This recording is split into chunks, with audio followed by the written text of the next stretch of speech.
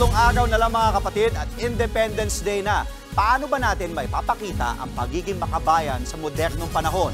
Narito ang report ni Mondi Lopez.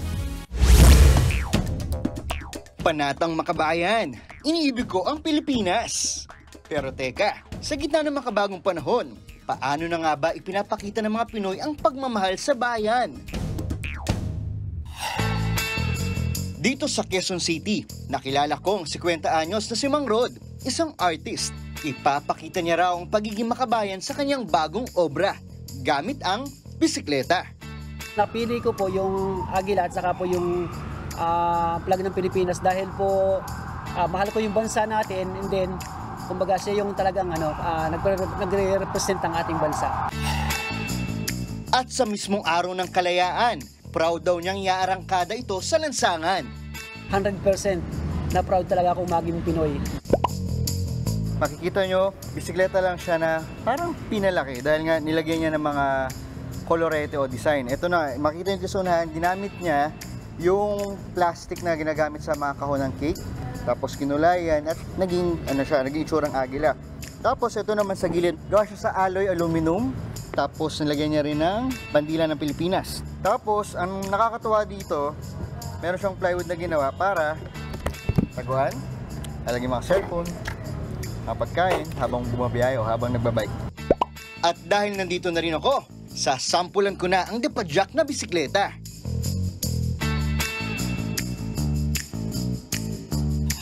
Ang dating simpleng plantita na si Mona naman, nag-level up at nakilala na sa TikTok bilang Mighty Magulang.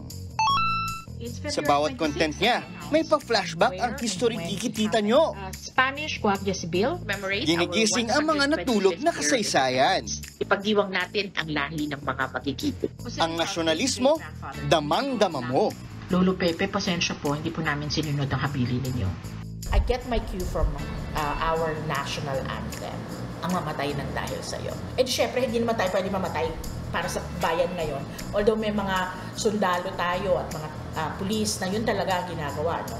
Pero para sa karaniwang Pilipino, dapat mabuhay tayo para sa Pilipinas.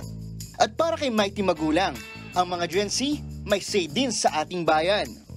Based on yung mga comments na nababasa ko sa aking social media presence, meron silang pagnanasa na matuto tungkol sa kasaysayan. Speaking of history, subukan nga natin ang galing ng ating mga kapatid. Sa bandila ng Pilipinas, ilan yung sinag nung araw? 3. 8, sir. Ano yung mga kulay ng bandila ng Pilipinas? Pula, asul,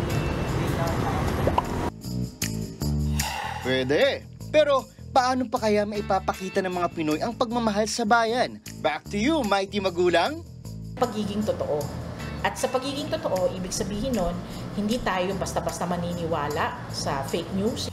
Ang iba pa nating kapatid, proud na binabandera ang pagiging Pilipino kasama si Doggy. May ilan, pinamamalas sa musika, mga kasuotan, dagdag na rin natin sa listahan ng paglaban para sa bayan. Ayon sa isang survey, 8 sa 10 Pilipino ang handang lumaban kung magkakaroon ng kaguluhan sa pagitan ng Pilipinas at dayuhang kalaban.